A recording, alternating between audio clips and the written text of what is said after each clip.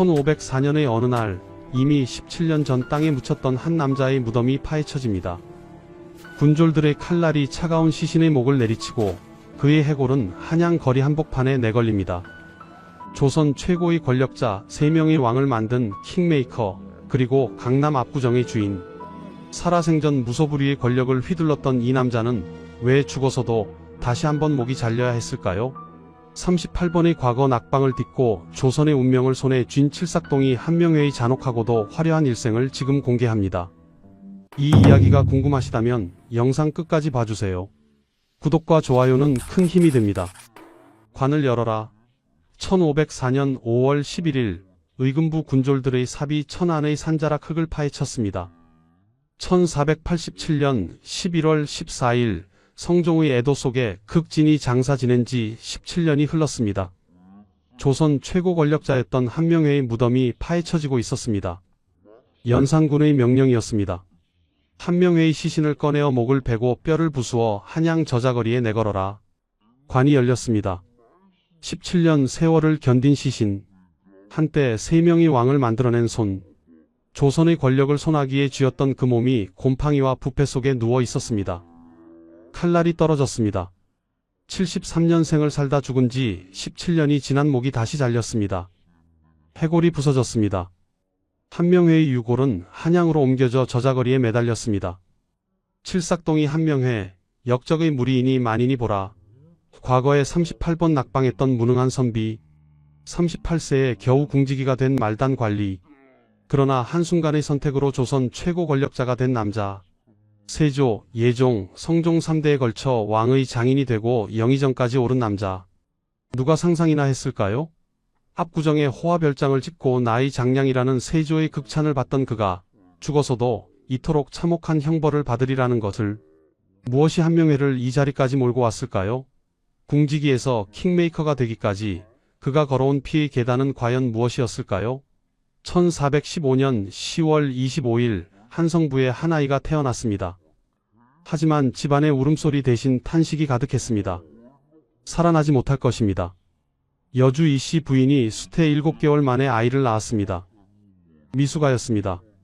사람의 형체조차 제대로 갖추지 못한 작은 생명이었습니다. 버리십시오. 사람도 아닌 것을. 하지만 늙은 여종 하나가 아이를 헌솜에 싸서 극진히 간호했습니다. 그렇게 몇 달이 지났습니다. 기적적으로 아이는 살아났습니다. 칠삭동이로군. 한명회라는 이름을 받았지만 평생 따라다닐 별명은 칠삭동이었습니다. 다행히 집안은 명문가였습니다. 할아버지 한상질은 조선 개국 공신이자 명나라에서 조선이라는 국호를 받아온 학사였습니다. 증조부 한수는 고려 공민왕대의 정치가이자 대학자로 목은 이 세계 결코 뒤지지 않는 인물이었습니다. 7대조 한강, 6대조 한사기, 5대조 한악, 고조부 한공의까지 모두 고려사 열전에 입전된 고려 말기의 유력자들이었습니다. 정치적 권력이 강성한 가문이었습니다. 하지만 한명회는 일찍 부모를 여의고 불우한 소년 시절을 보냈습니다. 종조부 한상덕에게 의탁하여 자랐습니다. 불행한 가정환경과 빈곤, 작은 체구로 주변의 멸시와 놀림을 받았습니다.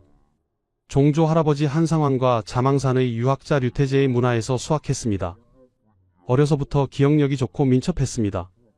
종조 할아버지 한상덕은 그를 가리켜 집안의 천리마가 될 것이라 예견했습니다. 글을 읽어서 성취한 바가 있었습니다. 하지만 과거 시험에 번번이 실패했습니다. 1번, 2번, 10번, 20번, 30번, 마침내 38번. 칠삭동이 또 떨어졌구나. 공부머리는 없는 게 확실해. 전국을 유람하며 방랑하기를 즐기던 한명회. 그때 만난 친구가 있었으니 권람이었습니다. 같은 처지의 두 사람은 조선 팔도를 떠돌며 마음을 나누었습니다. 함께 자망산 류태제의 문화에서 수학했습니다.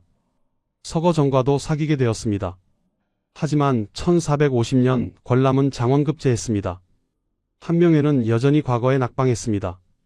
권람은 병서를 교정하는 일을 맡았는데 이 일의 책임자가 바로 수양대군이었습니다. 권람은 수양대군의 식객이 되었습니다. 한명회는 여전히 낙방을 거듭했습니다. 1452년 한명회 38세. 이제 과거는 포기하겠습니다. 음서를 통해 겨우 얻은 관직, 개성 경덕 궁직, 태조 이성계가 왕위에 오르기 전 거주하던 집을 관리하는 종구품 말단 궁직이었습니다. 개성에서 명절을 맞아 한양 출신 인사들이 송도계라는 친목 모임을 만들었습니다. 한명회도 가입을 신청했습니다. 경덕 궁직도 벼슬이냐? 비웃음과 함께 거절당했습니다. 개망신을 당했습니다. 38세, 과거에 38번 낙방하고 겨우 얻은 관직으로는 동료들에게조차 무시당하는 신세였습니다. 하지만 이 남자는 참고 또 참았습니다. 마음속 깊은 곳에 야망이 꿈틀거리기 시작했습니다. 음서로는 도저히 높은 자리에 오를 수 없다. 그때 경덕궁에서 만난 무사들이 있었습니다. 홍달손, 홍윤성, 양정 30여 명의 무인들과 교분을 쌓았습니다. 때를 기다리자 1452년 문종이 즉위했습니다. 하지만 문종은 병약했습니다. 왕세자 단종은 겨우 12세였습니다. 한명회는 예감했습니다. 곧 기회가 올 것이다. 1453년 6월 문종이 재위 2년 만에 승하했습니다. 12세 단종이 즉위했습니다. 조선의 권력은 고명 대신들의 손에 넘어갔습니다. 영의정 황보인, 좌의정 김종서, 세종과 문종이 신임했던 원로 대신들이 조정을 장악했습니다. 어린 임금을 보필한다는 명분이었습니다. 하지만 불만을 품은 세력이 있었습니다. 세종의 아들들, 대군들이었습니다.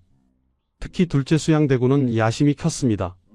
문종이 죽기 전 고명을 받은 대신들, 영의정 황보인, 좌의정 남지, 우의정 김종서, 문종은 이들을 불러 단종을 잘 보필해달라고 부탁했습니다. 남지가 죽자 김종서가 좌의정, 정분이 우의정이 되었습니다. 김종서와 황보인 두 고명 대신이 조정의 주도권을 잡았습니다.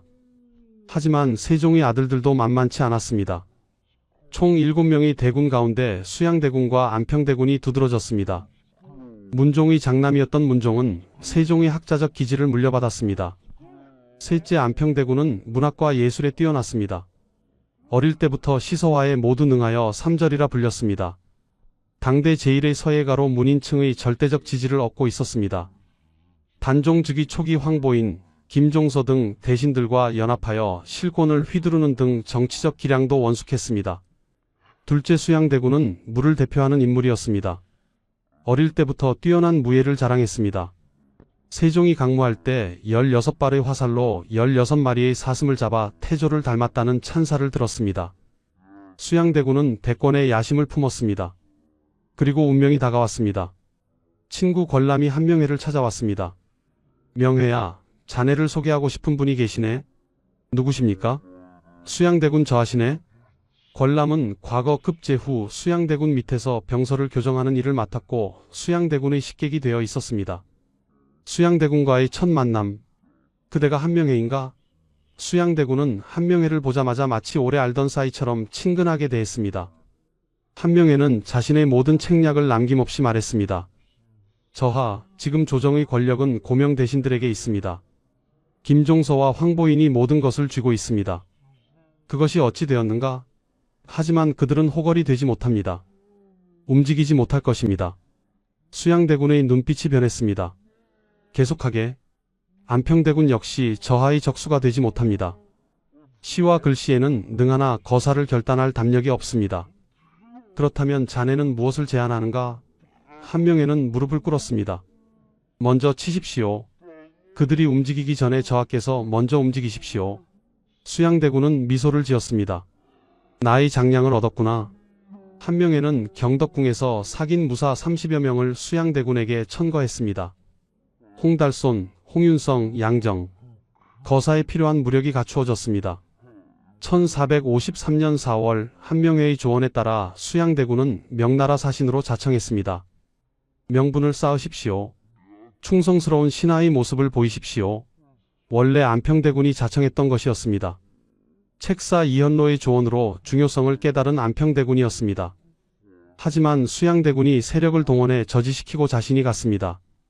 이 사인길을 통해 수양대군은 신숙주를 완전히 자신의 세력으로 포섭했습니다. 본래 목적이었던 김종서 등 조정 대신들의 경계심도 무마시키는 데 성공했습니다. 명나라에서 돌아온 수양대군. 이제 김종서 등의 경계심은 완전히 풀렸습니다. 1453년 10월 거사 준비가 시작되었습니다. 한명회는 살생부를 작성했습니다. 죽일 자 김종서, 황보인, 조국관, 이양, 민신, 윤처공, 이명민, 안평대군. 살릴 자 정인지, 이계전, 이순지. 거사 계획을 확인하고 또 확인했습니다. 살생부를 보고 또 보았습니다. 제거 방법까지 구체적으로 기획했습니다. 10월 10일 아침 수양대군은 권람 한명회, 홍달손 등을 불러 최종 확인을 했습니다. 강곤, 홍윤성, 임자번, 안경손, 홍순노, 민발, 곽연성 등을 모아 거사를 의논했습니다. 오늘 밤이 바로 그날입니다. 38세까지 궁지기에 불과했던 한명회. 하지만 그 순간 그는 조선의 운명을 손에 쥐고 있었습니다. 해가 졌습니다. 1453년 10월 10일 밤 운명의 시간이 다가왔습니다. 해가 진 시각 돈의문 박 김종서의 저택에 수양대군이 나타났습니다. 종 임어울은 양정, 유숙을 데리고 왔습니다. 70세 노장 김종서가 나왔습니다. 함길도 육진을 개척하고 여진족을 토벌한 조선의 명장이었습니다. 세종과 문종의 신임이 두터웠던 충신이었습니다. 이 밤에 무슨 일이시오, 대군? 수양대군은 웃으며 말했습니다. 사모의 각이 떨어졌는데 좌상의 것을 빌릴 수 있겠소? 경계를 풀게 하려는 계책이었습니다. 김종서가 고개를 끄덕이는 사이 수양대군은 편지 한 통을 건넸습니다. 청이 있어 가져왔소. 김종서는 달빛에 편지를 비춰보았습니다. 바로 그 순간 쾅! 임어울운의 철퇴가 김종서의 머리를 내리쳤습니다. 동시에 양정의 칼이 아들 김승규를 베었습니다. 으악! 백두산 호랑이라 불리던 김종서가 피를 흘리며 쓰러졌습니다. 계유정난의 시작이었습니다. 김종서는 즉사하지 않았습니다. 피투성이가 된 채 일어나 부인의 가마에 올랐습니다. 단종을 지키기 위해 궁으로 들어가려 했습니다. 하지만 돈의문, 숭례문, 서소문이 이미 수양대군 수중에 들어가 있었습니다. 수문장들이 모두 포섭되어 있었습니다. 문이 열리지 않았습니다. 아들 김승벽의 처가에 숨었던 김종서. 다음날 추격해온 양정의 칼에 최후를 맞았습니다. 사대문과 주요 군 시설을 장악한 수양대군은 단종이 머무는 시좌소로 향했습니다. 당시 단종은 경복궁이 아닌 경해공주댁 즉 시좌소에 머물고 있었습니다. 13세 단종 앞에 선 수양대군. 입직승지 최양을 불렀습니다. 전하, 김종서가 안평대군과 결탁하여 영모를 꾀했습니다. 사세가 급박하여 임금에게 미처 아뢰지 못하고 이미 척살하였습니다. 살려주세요. 단종은 두려움에 떨며 애원했습니다.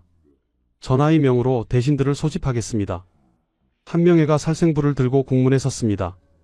경복궁 제3문. 대신들이 하나씩 들어왔습니다. 겸종 없이 혼자 들어오게 했습니다. 재상들이 들어올 때 수행원을 제거하고 홀로 들어오게 한 것입니다. 대신들은 시좌소에 입궐시킨 뒤 수양대군에 반대하는 대신들은 홍윤성과 함귀, 구치관 등이 철퇴로 내려쳤습니다. 한명회가 살생부를 보며 고개를 끄덕이면 무사했습니다. 한명회가 살생부를 보며 고개를 저으면 철퇴가 떨어졌습니다. 영의정 황보인 철퇴에 쓰러졌습니다. 병조판서 조국관 철퇴에 쓰러졌습니다. 우찬성 이양 철퇴에 쓰러졌습니다. 판중추원사 정인지 무사했습니다. 참판 이계전 무사했습니다. 이순지 무사했습니다. 1년 전까지 궁지기에 불과했던 한명회의 손짓에 조선의 대신들이 죽고 살았습니다. 피가 밤새 내를 이루었습니다. 냄새를 못 이긴 마을 사람들이 재를 가져와 길을 덮었습니다. 제동이라는 지명이 생긴 이유입니다. 안평대군은 강화도로 압송되었습니다. 며칠 후 교동도로 이송되어 사사되었습니다. 시문과 서예에 뛰어났던 세종의 아들, 조맹부의 송설체를 바탕으로 안평체를 이루었던 당대 제1의 서예가 정조가 국조의 명필 중 으뜸이라 평가했던 그의 글씨, 그의 시신도 무덤도 발견되지 않았습니다. 저택 비해당도 수집 보관하던 수많은 서적과 서화 작품들도 남김없이 사라졌습니다. 직접 쓰고 그렸던 시문서화 작품들도 거의 다 사라졌습니다. 무게정사도 파괴되었습니다. 1454년 추석날 안평대군의 아들 의춘군 이우직과 김종서, 황보인, 이현노 등의 아들 손자들이 처형되었습니다. 그날 하루에 39명이 죽었습니다. 1453년 10월 10일 하룻밤 사이에 조선의 권력 구도가 완전히 뒤바뀌었습니다. 수양대군이 영의정과 군권을 모두 장악했습니다. 한명회는 군기녹사가 되었고 정난공신 1등에 책봉되었습니다. 38년의 굴욕, 하룻밤의 혁명이었습니다. 1453년 계유정난 이후 한명회는 사복시소윤에 올랐습니다. 1454년 동부승지가 되었습니다. 1455년 수양대군이 단종으로부터 선의받아 제7대 왕세조로 즉위했습니다. 한명회는 좌부승지에 승진했습니다. 그해 가을 좌익공신 1등에 올랐고 우승지가 되었습니다. 나의 장량이로다. 세조는 한명회를 나의 장량이라 부르며 총애했습니다. 한나라 유방을 도와 천하를 평정한 명재상 장량에 비유한 것입니다. 1456년 사육신 사건이 일어났습니다. 성삼문, 박팽년, 하위지, 이계, 유성원, 유흥부 등이 단종 복위를 시도했습니다. 한명회는 세조를 보필하며 이들을 무자비하게 숙청했습니다. 사육신과 관련자 800여 명을 처형했고 수천 명을 유배 보냈습니다. 단종은 노산군으로 강봉되었다가 1457년 영월에서 사사되었습니다. 17세의 어린 나이였습니다. 한명회는 참고 또 참았습니다. 무슨 일이 있어도 세조 곁을 지켰습니다. 도승지를 거쳐 이조판서에 올랐습니다. 병조판서로 있으면서 여진족 토벌과 북방 수비를 견고하게 하는 데 공을 세웠습니다. 1457년 상당군에 봉군되었고 1461년 진봉하여 상당부원군이 되었습니다. 청주의 백제 때 이름인 상당을 봉호로 받은 것입니다. 오늘날 청주시 상당구가 여기서 나왔습니다. 1466년부터 1467년까지 영의정을 역임했습니다. 한명회는 여러 여인과 혼인하여 많은 자녀를 두었습니다. 장녀는 신숙주의 장남 신주의 아내가 되었습니다. 차녀는 세종의 서녀 정현옹주의 장남 윤반의 아내가 되었습니다. 1467년 셋째 딸이 왕세자빈으로 간택되었습니다. 세조의 둘째 아들 해양대군의 세자빈이 되었습니다. 왕의 장인 국구의 지위에 올랐습니다. 1468년 세조가 52세로 승하했습니다. 한명회의 사위 해양대군이 제8대 왕 예종으로 즉위했습니다. 셋째 딸은 장순 왕후가 되었습니다. 하지만 기쁨도 잠시였습니다. 1469년 11월 예종이 재위 1년 2개월 만에 급사했습니다. 20세의 젊은 나이였습니다. 한명회의 딸 장순 왕후도 아들 제한대군을 낳고 요절했습니다. 위기였습니다. 누가 다음 왕이 될 것인가? 예종의 아들 제한대군은 너무 어렸습니다. 후보자는 세조의 손자들이었습니다. 의경세자의 아들들이었습니다. 의경세자는 세조의 큰아들로 1457년 성종이 태어난 지 2달 만에 사망했습니다. 장자는 월산대군, 차남은 자을상군이었습니다. 누가 왕이 되어야 할까? 정의왕후가 결정권을 가지고 있었습니다. 한명회가 움직였습니다. 한명회의 넷째 딸이 자을상군과 결혼했습니다. 1467년의 일이었습니다. 어린 임금을 보필할 든든한 후원자가 필요합니다. 정의왕후가 결정을 내렸습니다. 자을상군이 왕위를 계승하게 되었습니다. 장인이 한명회이기에 나이 어린 국왕의 든든한 후원자가 되어줄 수 있다는 점을 감안한 결과였습니다. 1469년 11월 자을상군이 제9대 왕 성종으로 즉위했습니다. 13세였습니다. 한명회는 다시 왕의 장인이 되었습니다. 넷째 딸은 공해왕후가 되었습니다. 세조, 예종에 이어 성종까지 3대에 걸쳐 왕을 만들어낸 킹메이커였습니다. 조선시대 유일무이하게 두 왕의 장인이 된 인물이었습니다. 성종 즉위 후 한명회는 원상으로서 어린 왕을 보필하며 국정을 운영했습니다. 정의왕후가 수렴청정을 했고 한명회 등 원상이 실질적 국정을 담당했습니다. 1469년 우의정이 되었고 다시 영의정을 역임했습니다. 조선 최고의 권력자였습니다. 압구정에 호화별장을 짓고 천하를 호령했습니다. 갈매기와 벗한다는 뜻의 압구정이었습니다. 한강변 풍광이 좋기로 소문났습니다. 오늘날 서울 강남구 압구정동의 어원이 되었습니다. 많은 선비들과 모여 시연을 베풀었습니다.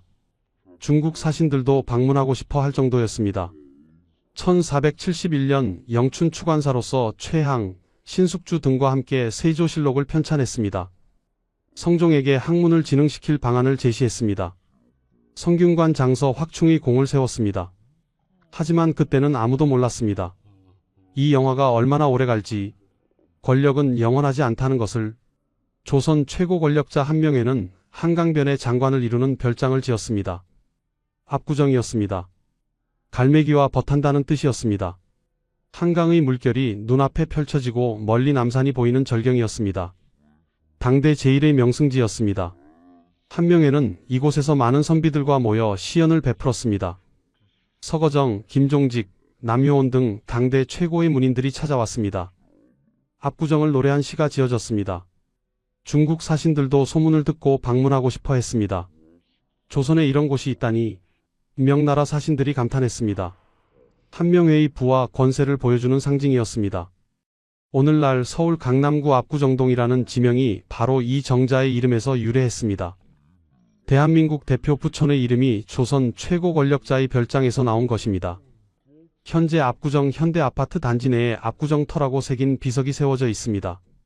한명회는 많은 재물을 모았습니다. 개유정난 이후 4번이나 공신에 책봉되었습니다. 정난공신 1등, 좌익공신 1등, 익대공신 1등, 좌리공신, 공신정과 노비를 하사받았습니다. 영의정까지 올라 녹봉도 최고 수준이었습니다. 두 딸이 왕비가 되면서 국구의 지위에 올랐습니다. 하지만 조선 왕조실록에는 한명회의 재산 축적에 대한 의혹도 기록되어 있습니다. 밀양사는 박씨의 재산을 차지하기 위해 억지로 이혼시키고 조카 한원의 아내가 되게 했다는 의혹이었습니다. 박씨가 재산이 많다는 말을 듣고 세조에게 청하여 전부와 이의하게 하고 언의 아내로 삼았다는 것입니다. 성종대에 이르러 제가 한 사족은 청현직에 서용하지 않게 되자 한원의 아들 홍윤이 형조의 난관이 되어 대간의 논박을 받고 채직당했습니다. 상소하여 원통함을 호소했으나 끝내 변명되지 않았습니다. 하지만 이런 의혹에도 불구하고 한명회의 권세는 흔들리지 않았습니다. 세조의 신임이 두터웠고 예종, 성종의 장인이었기 때문입니다. 1471년 한명회는 영춘추관사로서 최항, 신숙주 등과 함께 세조실록 편찬을 주도했습니다. 역사를 기록하는 일이었습니다. 세조의 업적을 정리하고 기록했습니다. 한명회 자신의 공도 빠짐없이 기록되었습니다. 개유정난의 1등 공신, 세조의 최측근 책사, 나의 장량, 성종에게 학문을 진흥시킬 방안을 제시했습니다. 전하, 백성을 다스리는 근본은 학문에 있습니다. 성균관 장서 확충을 건의했습니다. 많은 책을 수집하고 보관하여 학문을 장려했습니다. 이 공으로 후대에도 인정받았습니다. 한명회는 신숙주, 권람과 혼인관계로 돈독한 사이였습니다. 신숙주의 장남 신주에게는 한명회의 장녀가 배필이었습니다. 권람의 여동생 안동권 씨는 한명회의 동생 한명진과 혼인했습니다. 권람은 한명회와 평생 친구였습니다. 같은 처지에서 시작했지만 권람은 1450년 장원급제, 한명회는 38번 낙방했습니다. 하지만 개유정난 이후 둘은 조선 최고 권력의 핵심이 되었습니다.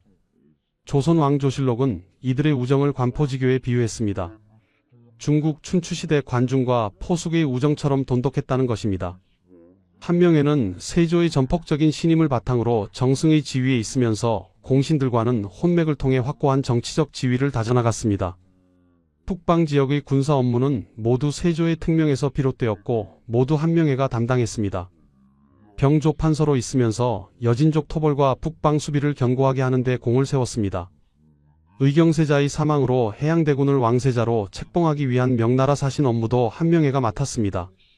1457년 상당군에 봉군되었고 1461년 진봉하여 상당부원군이 되었습니다. 청주의 백제 때 이름인 상당을 봉호로 받은 것입니다. 오늘날 청주시 상당구가 여기서 나왔습니다. 세조 사후에도 한명회의 권세는 계속되었습니다. 예종 즉위 직후 남이 사건을 주도적으로 처리하면서 익대 1등 공신에 책봉되었습니다. 남이는 1441년 태어나 1468년 처형되었습니다. 20대 초반에 병조판서까지 오른 젊은 무장이었습니다. 세조의 총애를 받았지만 예종 즉위 후 역모 혐의로 처형되었습니다. 한명회가 주도한 숙청이었습니다. 남이는 영의정 강순, 좌의정 최항 등과 함께 역모를 꾀했다는 혐의를 받았습니다. 국문이 시작되었고 결국 처형되었습니다. 하지만 실제로는 정치적 숙청이었다는 평가가 많습니다. 성종 즉위 후에는 원상으로서 국정 운영의 핵심이 되었습니다. 정의왕 후가 수렴청정을 하는 동안 실질적인 권력은 한명회를 비롯한 원상들에게 있었습니다. 왕명 출납권과 인사권, 병권 및 감찰권 등을 한 손에 거머쥐었습니다. 1469년 우의정이 되었고 다시 영의정을 역임했습니다. 조선 전 시대를 통틀어서도 이만큼 권력을 누린 신하는 드물었습니다. 압구정에서 바라보는 한강. 그 물결처럼 한명회의 권세도 영원할 것 같았습니다. 압구정은 성종을 비롯하여 서거정, 김종직, 남효원 등 한명회와 동시대를 살았던 사람들뿐만 아니라 후대의 김성일, 이황, 김창협, 안정복, 정약용 등도 방문하여 시를 읊었습니다. 현존하는 압구정을 노래한 시가 수십 편입니다. 하지만 물은 흐르고 세월은 변합니다. 권력도 마찬가지였습니다. 한명회는 이미 60대 중반을 넘어서고 있었습니다. 세조, 예종이 세상을 떠났습니다. 성종은 점점 성장하고 있었습니다. 변화의 바람이 불기 시작했습니다. 1474년 공해왕후가 후사 없이 사망했습니다. 19세의 젊은 나이였습니다. 한명회의 두 딸이 모두 왕비가 되었지만 모두 요절하여 외손을 얻지 못했습니다. 대대로 외척은 되지 못했습니다. 성종이 성년이 되었습니다. 정의왕후의 수렴청정이 끝났습니다. 1476년 정의왕후가 수렴청정을 중지할 뜻을 밝혔습니다. 한명회 등 원상도 수렴청정을 중지할 것을 건의했습니다. 7년간의 수렴청정이 종식되었고 성종의 친정체제가 수립되었습니다. 하지만 한명회는 청정을 거두는 것에 소극적 태도를 보였습니다. 이 발언이 성종의 마음을 상하게 했습니다. 성종의 친정을 반기지 않는 사람으로 비춰졌습니다. 대간들이 들고 일어났습니다. 유자광을 비롯한 대간들이 한명회를 처벌하라는 상소를 올렸습니다. 한명회는 좌의정에서 면직되었습니다. 명나라에 몇 번 사신으로 파견되어 임무를 성공적으로 완수했지만 예전의 권세는 돌아오지 않았습니다. 1478년 성종은 연로함과 덕망을 두루 구비한 유학자를 삼노오경으로 임명하여 왕사로 삼고자 했습니다. 한명회는 정인지를 적극 추천했습니다. 하지만 대간으로부터 한미한 가문에서 자수성가하여 기신하였으나 식화에 전념하여 재산을 치부하였으니 존경할 만한 인물로는 불가하다는 반대가 있었습니다. 한명회 등 대신들은 정인지의 식화는 장리에 불과하였으니 큰 흠이 될 수 없다고 지지했으나 살인파들의 맹렬한 반대로 정인지는 왕사로 추대되지 못하고 그해 11월 병으로 죽었습니다.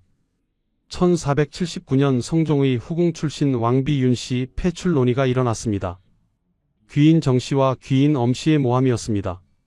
영의정 정창손, 한명회 등 원로 대신들은 반대했습니다. 너무 가혹합니다. 폐출은 신중히 결정하셔야 합니다. 하지만 성종은 결정을 내렸습니다. 윤씨는 폐비가 되었습니다. 1482년 8월 16일 폐비 윤씨에게 사약이 내려졌습니다. 27세의 젊은 나이였습니다. 한명회는 친구 정현조, 정창손과 모였습니다. 정현조는 정인지의 아들이자 세조의 사위였습니다. 우리는 2번 죽을 것이네. 의미심장한 말이었습니다. 무엇을 예견했던 것일까요? 1481년 한명회는 정계에서 은퇴했지만 여전히 권력을 유지하고 싶었습니다. 명나라 사신을 자신의 압구정 별장에 초청하여 연회를 열기로 했습니다. 성종에게 요청했습니다. 용봉차일을 빌려주십시오. 용봉차일은 국가나 왕실 행사 때 사용되는 고급 천막이었습니다. 외국 사신에 대한 사적 접대에 국가 물품까지 빌려달라는 무개념 행위였습니다. 성종의 마음이 상했습니다. 연회 장소를 다른 곳으로 옮기겠소. 한명회도 참석하시오. 한명회는 거절했습니다. 아내가 아파서.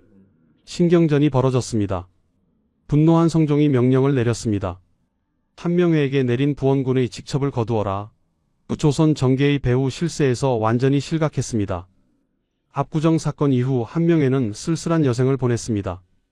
1484년 봄 나이가 많은 것을 이유로 물러나기를 청했으나 성종은 윤허하지 않고 궤장을 내려주었습니다. 1487년 병으로 자리에 누웠습니다. 성종은 특별히 내일을 보내어 치료하게 했습니다. 날마다 내관과 신하들을 보내 문병하게 했습니다. 병세가 악화되자 승지를 보내어 하고 싶은 말을 물었습니다. 한명회가 남긴 마지막 유언. 처음에는 부지런하고 나중에는 게으른 것이 사람의 상이니 원컨대 나중을 삼가기를 처음처럼 하소서. 1487년 11월 14일 한명회가 73세로 사망했습니다. 성종은 조정을 철저하고 조제하며 예장을 명했습니다. 극진한 장례였습니다. 천안에 안장되었습니다. 그는 평안히 눈을 감았습니다.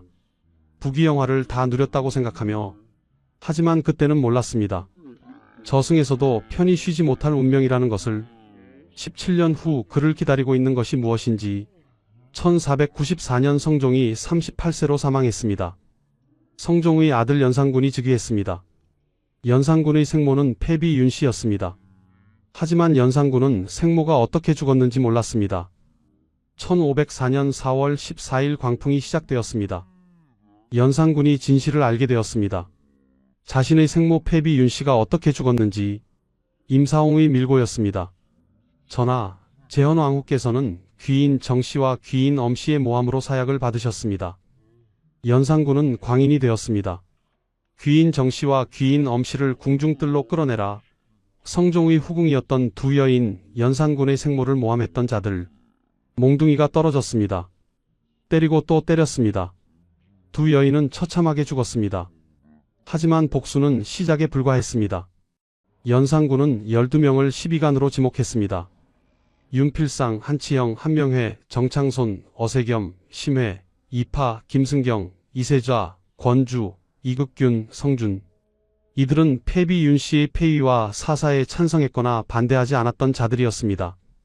윤필상, 이극균, 이세좌 등 살아있는 자들은 사형에 처해졌습니다. 윤필상은 임금의 명을 듣고 이런 일이 일어날 줄 알았다는 뉘앙스의 말을 했는데 이를 들은 연산군은 더욱 분노했습니다. 윤필상은 스스로 비상을 소지했지만 바로 죽지 않아 결국 목을 맸습니다. 이세좌는 패비 윤씨에게 사약을 들고 간 인물이었습니다. 광주 이씨라는 이유로 이극균 등 광주 이씨들도 상당수 쓸려나갔습니다. 이미 죽은 자들도 용서받지 못했습니다. 한명회, 정창손, 한치형, 어세겸, 심회, 이파, 정여창, 남효온. 부관참시 명령이 떨어졌습니다. 무덤을 파헤쳐 관을 열고 시신의 목을 베어라. 뼈를 부수어 바람에 날려보내라. 한치형은 부관능지를 당했습니다.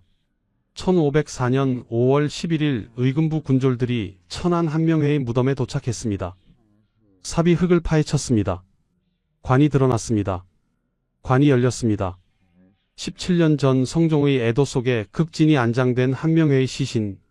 칼날이 떨어졌습니다. 목이 잘렸습니다. 뼈가 부서졌습니다. 머리는 한양으로 옮겨져 저작거리에 매달렸습니다. 죄명을 써서 한양 저작거리에 매달았습니다. 칠삭동이 한명회, 역적의 무리, 38번 과거에 낙방했던 선비, 38세에 겨우 궁지기가 된 남자, 하룻밤 만에 조선 최고 권력자가 된 남자, 3대에 걸쳐 왕의 장인이 된 남자, 73년 인생을 부귀영화 속에 산 남자, 죽어서도 참혹한 형벌을 받았습니다. 갑자사화로 화를 입은 사람만 239명이었습니다. 이 중 사형은 122명이었습니다. 기록에 남지 않은 연좌제로 엮여 처벌받은 사람들까지 포함하면 훨씬 더 많았습니다. 한명회의 아들 한보도 연루되었습니다. 익명서 사건에 연루되어 형신당했습니다. 연산군이 성 무너진 대로 보이는 인가를 철거하는 과정에 한보의 집도 철거되었습니다. 하지만 한보는 처형되지는 않고 살아남아 천수를 누렸습니다. 중종 시기에 사망했습니다. 효령대군의 외손녀 한산 이씨와 혼인했던 한보는 1447년 태어나 1522년까지 살았습니다. 하지만 한명의 집안의 영화는 끝났습니다. 연산군의 관기는 계속되었습니다. 하지만 이 관기도 오래가지 못했습니다. 2년 후 1506년 중종 반정으로 연산군은 폐위되었습니다. 그리고 한명회는 1506년 중종 반정 이후 조정에서는 갑자사화 때 화를 입은 이들에 대한 재평가가 시작되었습니다. 한명회는 신원되었습니다. 관작이 회복되었습니다. 한명회는 세조를 도와 조선을 안정시킨 공이 있다. 세조의 묘정에 배양되었습니다. 시호는 충성이었습니다. 하지만 역사의 평가는 복잡했습니다. 한명회의 공, 계유정난을 주도하여 정권 교체 성공, 세조, 예종, 성종 3대를 보필, 북방 여진족 토벌과 국방 강화, 성균관 장서 확충, 세조실록 편찬, 한명회의 과, 김종서, 황보인 등 충신 사례, 단종 폐위의 가담, 사육신 숙청의 협조, 권력과 재산 축적, 한명회가 패비 윤씨 사건 후 한 말, 우리는 2번 죽을 것이네. 첫 번째 죽음은 육체의 죽음이었습니다. 1487년 11월 14일. 두 번째 죽음은 명예의 죽음이었습니다. 1504년 5월 11일 부관참 시. 한명회는 알고 있었습니다. 불의한 일에 가담한 대가를. 궁지기에서 영의정까지 3명의 왕을 만든 킹메이커. 압구정에 별장을 짓고 천하를 호령했던 권력자. 하지만 죽어서도 무덤이 파헤쳐지고 시신이 능지당했습니다.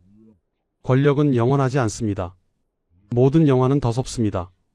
조선 왕조실록에 한명회의 이름이 2300번 등장합니다. 조선 전기 최고의 권력자였음을 보여줍니다. 실록의 평가. 한명회는 문장과 도덕은 뛰어나지 못했으나 사업을 경륜함에 있어서는 누구도 따를 수 없었다. 공부하는 머리는 없었지만 현실 정치의 지략과 처세술, 실행력은 천하제일이었다는 뜻입니다. 송웅섭 총신대 한국사 교수는 공부 빼고는 다 잘했던 인물이라고 평가했습니다. 조선 후기 실학자들은 한명회를 비판적으로 평가했습니다. 권력욕에 눈이 멀어 충신을 죽이고 어린 임금을 폐위시킨 간신. 하지만 일부는 다르게 봤습니다. 혼란기에 강력한 왕권을 세워 조선을 안정시킨 공이 있다. 김종직과 그의 제자인 살인파들이 중종 이후 정치계에 본격 진출하면서 한명회를 간신으로 격하했습니다. 하지만 1990년대에 와서 그에 대한 재평가, 재조명 여론이 나타났습니다. 한명회의 삶은 우리에게 무엇을 말해줄까요? 첫째, 야망은 사람을 높은 곳까지 끌어올릴 수 있지만 그 과정에서 저지른 불의는 언젠가 대가를 치르게 됩니다. 둘째, 권력은 영원하지 않습니다. 아무리 높은 자리에 올라도 모든 것은 한순간에 무너질 수 있습니다. 셋째, 살아생전 누린 부귀영화보다 역사에 어떻게 기록되는가가 더 중요합니다. 칠삭동이로 태어나 38번 과거에 낙방했던 한명회, 38세에 궁지기가 된 말단 관리, 하룻밤 만에 조선 최고 권력자가 된 남자, 73년 인생을 권력의 정점에서 살다 간 남자, 하지만 죽어서도 17년 후 무덤이 파헤쳐지고 시신이 저자거리에 매달린 남자. 그의 삶은 권력의 영광과 몰락, 그리고 그 허무함을 극명하게 보여줍니다. 현재 대한민국의 대표적 부촌 중 하나인 압구정동. 그 이름이 한명회가 말년에 갈매기와 벗한다는 뜻으로 한강 가에 지은 정자의 명칭에서 유래했습니다. 압구정은 당대 제1의 명승지였습니다. 성종을 비롯하여 서거정, 김종직, 남효원 등 한명회와 동시대를 살았던 사람들뿐만 아니라 김성일, 이황, 김창협, 안정복, 정양용 등 후대의 사람들까지 방문하여 시를 읊었습니다. 현존하는 압구정을 노래한 시가 수십 편입니다. 한명회 선생 신도비가 1488년 충청남도 천안시 수십면 속창리산에 세워졌습니다. 그의 묘는 충청남도 천안시에 있는데 묘역 밑에 한명회의 사당인 충모사가 있습니다. 한명회는 1415년 10월 25일 태어나 1487년 11월 14일 사망했습니다. 72년의 세월이었습니다. 아니, 73년입니다.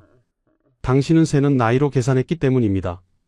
조선 전기 유일무이하게 두 왕의 장인이 된 인물, 4번이나 공신에 책봉된 인물, 정난공신, 좌익공신, 익대공신, 좌리공신, 영의정을 2번 역임한 인물, 하지만 죽어서 부관참 시당한 인물, 그리고 다시 신원된 인물. 지금까지 한명회의 이야기였습니다. 이 이야기가 여러분께 작은 깨달음이 되길 바랍니다. 구독과 좋아요 부탁드립니다. 다음에 또 만나요.